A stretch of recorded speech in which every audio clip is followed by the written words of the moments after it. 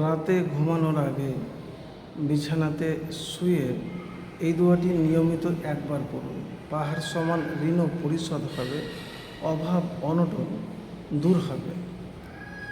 প্রিয় ভাই, আমি যে আজকে আমলের কথা বলবো সেটি আমার কোনো বানানো বা ব্যক্তিগত আমল বা দোয়ার কথা বলবো না।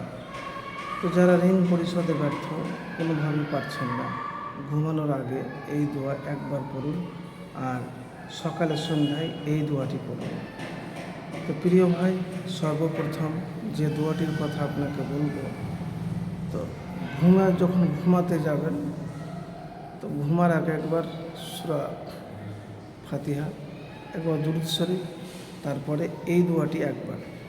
এবার বলবেন যে শুধু খালি দোয়া কেন, এই সূরা ফাতিহা কেন? সূরা ফাতিহা এই জন্যে যে আল্লাহর প্রশংসা করতে হয়, আর দুরূদ শরীফ না পড়লে কিন্তু দোয়া কবুল হয় না।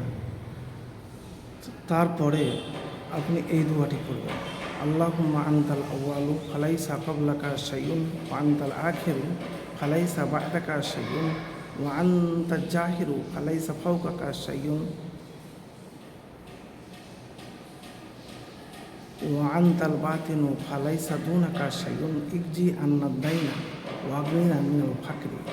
মুসলিম শরীফ 2713 নম্বর।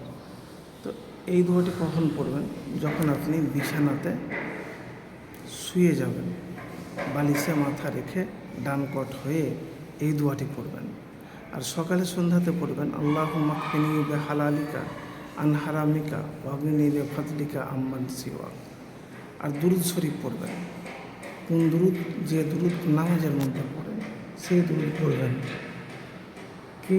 আল্লাহুম্মা সাল্লি আলা মুহাম্মাদিন ওয়া আলা আলি মুহাম্মাদ কামা সাল্লাইতা আলা ইব্রাহিমা ওয়া আলা আলি ইব্রাহিমা ইন্নাকা হামিদুম মাজিদ।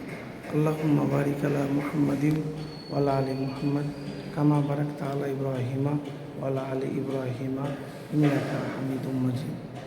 আল্লাহুম্মা কফিনি বিহালালিকা আন হারামিকা ওয়াগনিনি বিফাদলিকা আম্মান সিওয়াক। কতবার পড়বেন?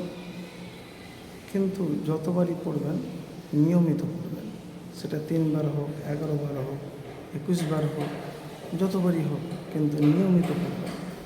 তো প্রিয় ভাই, যারা ঋণ পরিশোধে ব্যর্থ, এই আমল একবার করে দেখুন, পাহাড় সমান ঋণ পরিশোধের ব্যবস্থা হয়ে যাবে। আপনার ঘরের যে অভাব দূর হবে, টাকা রিজিক আসতেই থাকবে এমন জায়গা থেকে যা কল্পনা করতে পারবেন না। তো একবার করে দেখুন, ইনশাল্লাহ ফলাফল পাবেন।